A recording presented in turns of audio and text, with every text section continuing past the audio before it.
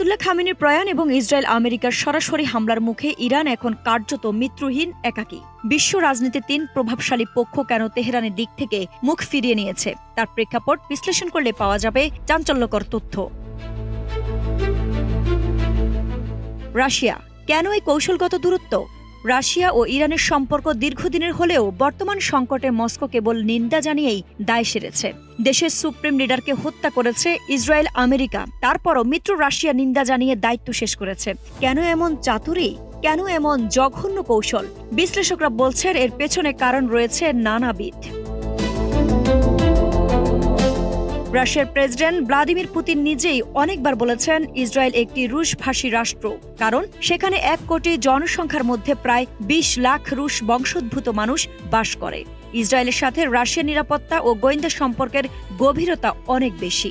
রুশ president Vladimir Putin নিজেই একাধিকবার উল্লেখ করেছেন যে ইসরায়েলকে একটি রুশভাষী দেশ বলা যেতে পারে।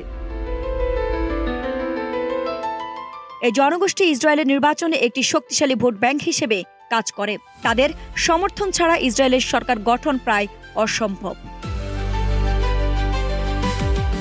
ইসরায়েলের এই বিশাল রুশভাষী জনসংখ্যার কারণে রাশিয়া মধ্যপ্রাচ্যের যে কোনো পদক্ষেপ নেওয়ার আগে ইসরায়েলের স্বার্থে কথা মাথায় রাখে। এটি মূলত কারণ যে রাশিয়া ইরানের মিত্র হওয়া সত্ত্বেও ইসরায়েলের বিরুদ্ধে সরাসরি কোনো ব্যবস্থা নেয় না। রাশিয়া নিজেই ইউক্রেন যুদ্ধে ব্যতিব্যস্ত। নিজের অস্ত্র ভাণ্ডার ও সৈন্য শক্তি অন্য কোনো বড় যুদ্ধে ব্যয় করার মতো বিলাসিতা এখন ক্রেমলিনের নেই। রাশিয়া ভয় পায় যে তাদের উন্নত প্রতিরক্ষা ব্যবস্থা যদি ইরানে মোতায়েন করা হয় এবং তা ইসরায়েলি প্রযুক্তির কাছে হেরে যায়, তবে বিশ্ববাজারে রুশ অস্ত্রের মর্যাদা ধুলোয় মিশে যাবে। চীন কেন এই অর্থনীতির সতর্কতা? চীনের পররাষ্ট্রনীতি সবসময় নিরাপদ দূরত্ব বজায় রেখে চলে। তারা অতিমাত্রায় বাণিজ্যিক চিন্তা করে, হিসাব ছাড়া সামনে পা ফেলে না চীন। চীনের অর্থনীতির মূল চাকা ঘোরে আমেরিকার সাথে বাণিজ্যের উপর। ইরানের জন্য সরাসরি যুদ্ধে জড়িয়ে ওয়াশিংটনের সাথে বড় ধরনের সংঘাতে যাওয়ার ঝুঁকি বেইজিং নেবে না। যদিও চীন ইরানের তেলের বড় ক্রেতা, কিন্তু তারা বর্তমানে ভেনেজুয়েলা এবং রাশিয়ার তেলের ওপর নিয়ন্ত্রণ বাড়িয়েছে। ফলে ইরান বন্ধ হয়ে গেলেও চীনের জ্বালানি নিরাপত্তা হুমকিতে পড়বে না। চীন নিজেকে একজন বৈশ্বিক শান্তি মধ্যস্থতাকারী হিসেবে জাহির করতে চায়। সরাসরি যুদ্ধে অংশ নেওয়া তাদের এই ভাবমূর্তির পরিপন্থী। আরব দেশসমূহ কেন এই নীরবতা বা বিরোধিতা? সৌদি আরব, সংযুক্ত আরব আমিরাত বা কাতারের মতো দেশগুলো কেন ইরানের পাশে নেই তা বুঝতে হলে এই 3টি বিষয় দেখতে হবে। শিয়া সুন্নি দ্বন্দ্ব ও আঞ্চলিক প্রভাব। শিয়া প্রধান ইরান এবং সুন্নি প্রধান আরব দেশগুলোর মধ্যে দশকের পর দশক ধরে নেতৃত্বের লড়াই চলছে। আরব দেশগুলো মনে করে ইরান তাদের অভ্যন্তরীণ রাজনীতিতে হস্তক্ষেপ করছে।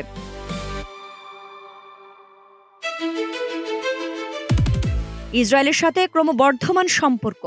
আব্রাহাম অ্যাকর্ড এর মাধ্যমে অনেক আরব দেশ ইসরায়েলের সাথে সম্পর্ক স্বাভাবিক করে ফেলেছে। তারা এখন ইরানকে বরং স্থিতিশীলতার জন্য বড় হুমকি মনে করে, ইসরায়েলকে নয়। মার্কিন নিরাপত্তা ছত্রছায়া। প্রায় সব আরব দেশের আকাশ প্রতিরক্ষা এবং নিরাপত্তা ব্যবস্থা মার্কিন প্রযুক্তির উপর নির্ভরশীল। আমেরিকার বিপক্ষে গিয়ে ইরানকে সাহায্য করা তাদের জন্য আত্মঘাতী হবে।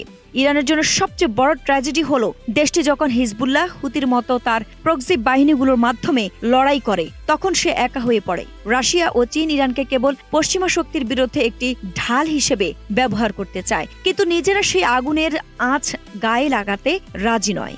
অন্যদিকে আরব দেশগুলো ইরানের পতনকে তাদের আঞ্চলিক ক্ষমতা সুসংহত করার একটি মৌকা হিসেবে দেখছে। আইরিন হাসান, নাগরিক প্রতিদিন।